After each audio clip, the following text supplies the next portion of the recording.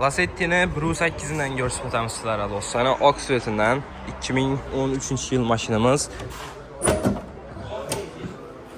Bru 8 motor, akkumulyatorlar taz olsun fiqilinin yeçerində. Çatnakı, udarı sınıq yox. Maşınımız metan qazları var. 120 km tutdu. Kraskəsi arka 2 kalenli zəng işlənə. Avtomat diskaballa da. Maşınımız şərnapolitdə döşələyən, çifola, gizləyən, mexanik korubka, maytafolları, həm mərsəsi işət tutuyor.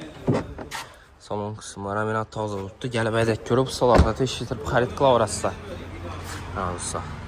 Metan qazları, həm mərsəsi var. Zorsaz sənədir yəni dostlar. Baxası 88 milyon son, naqd pul bosu üstündə yenə 1-2 son gəşdirib bərəmiz. 23 milyon son bilən avtokritikasikadır, Pilus Atariskay klasla 3 milyon 600 min sondan 3 yıla aylık tolov. Maşinimiz Koşşifir avtomarketdə satıva koyuldu, gəlib xarit klavrası. Ben tərəfdə nasıl olanlarımızdan bol tutdu dostlar.